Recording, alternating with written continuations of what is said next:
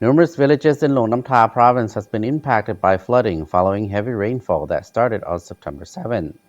One man died after being swept away in a river and another person is currently missing.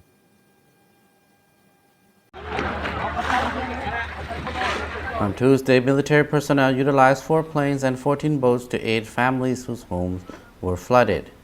Major General Inkeo Manichan, a provincial official, stated that there is an urgent need for medicine, clothing, food, drinking water, and boats to support the rescue operation.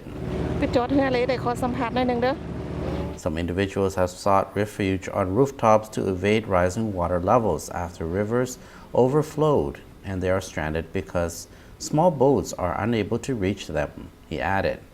Numerous hospital patients have been relocated to safety, while many others require assistance. ผลกระทบร้ายเนาะเพราะว่า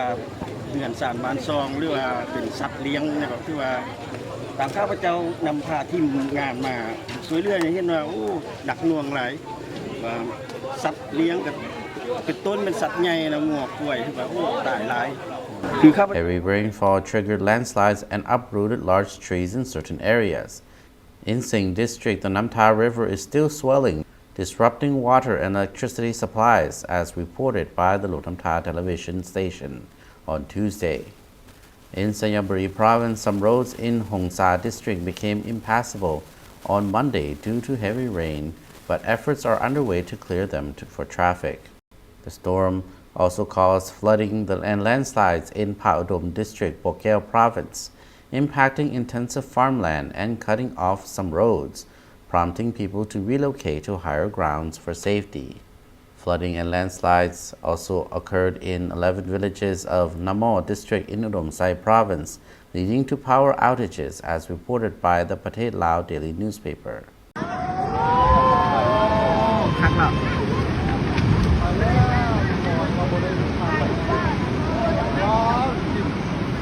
The Meteorology and Hydrology Department issued a weather alert last week prior to the storm.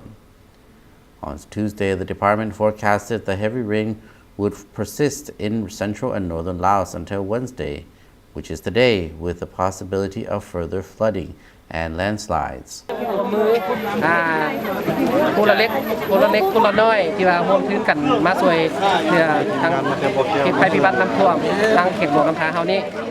Individuals should be prepared for severe weather conditions and stay informed through newspapers, radio, television, or by visiting the Meteorology and Hydrology Department's Facebook page to prepare for extreme conditions if necessary.